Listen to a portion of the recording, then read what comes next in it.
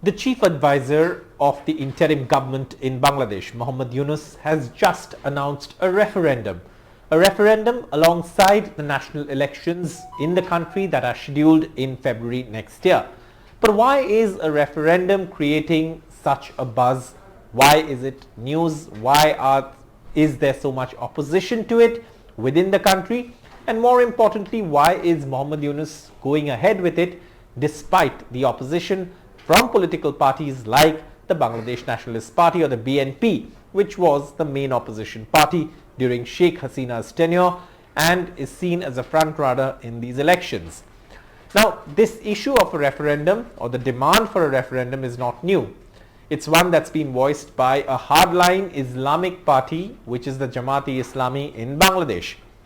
And they've been demanding the referendum for various reasons. Now, what does the referendum do? Well, for one, it of course is a direct referendum on the July Charter, or the National Charter, that largely prescribes the future course of the country. Now, the Charter is a document that was a product of the deliberations of the National Consensus Commission, which was a body that came up with a reform proposal for Bangladesh and how Bangladesh can be governed in the future, largely to protect democracy amidst allegations that Sheikh Hasina during her tenure had largely become an autocrat. That allegation of course has been denied by Sheikh Hasina and her party, and they say of course Yunus and his team are actually some sort of occupiers.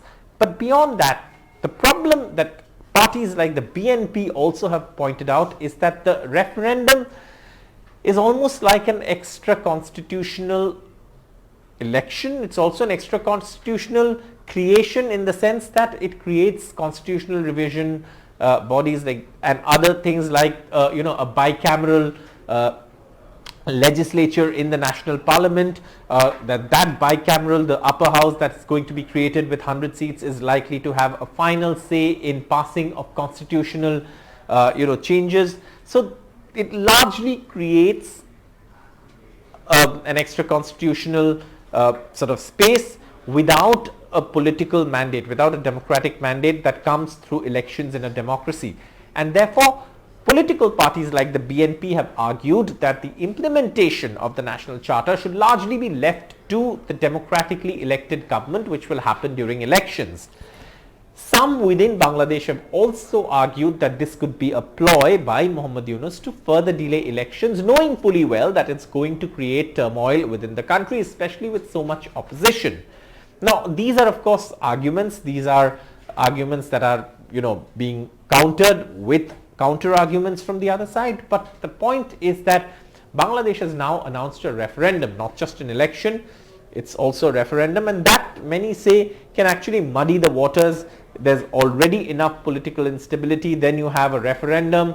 The referendum also gives certain mandates to a government, but the referendum is something that's been drafted by a body that does not have a political mandate. So these are all questions that are being thrown around in Bangladesh over this announcement. But this announcement is something that of course is also a recommendation of the National Consensus Commission, which is the body that came up with the July Charter after several rounds of consensus, and that of discussions, not consensus, of discussions. But those discussions were also held with members of political parties. But this is something that has now become an issue. Many believe that this could also lead to delay in elections, but finally this announcement has come. This was something that many believe, or critics of Mohammad Yunus believe, could be a ploy to also delay election.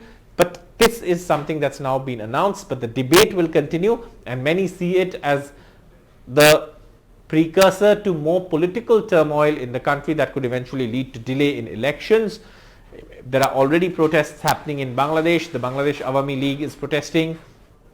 A date has been announced to announce a verdict in the trial of former Prime Minister Sheikh Hasina on charges of crimes against humanity. So this particular referendum, that's why, is a contentious one.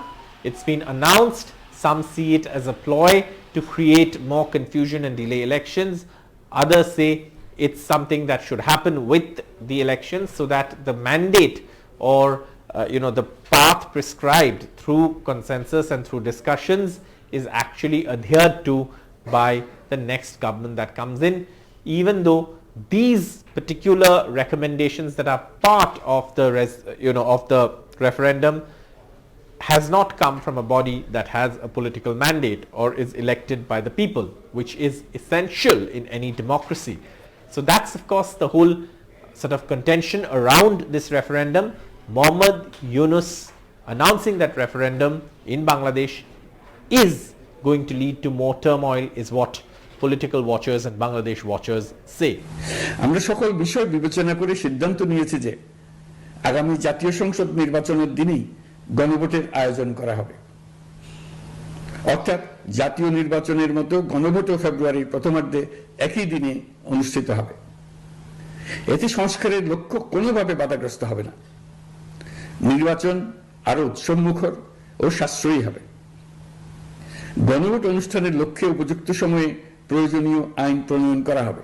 For more such videos where we bring you the news with context and go beyond the headline, keep watching NDTV's YouTube platform for all the latest news updates from India and across the world, and especially the region and our neighbors. Stay tuned to NDTV.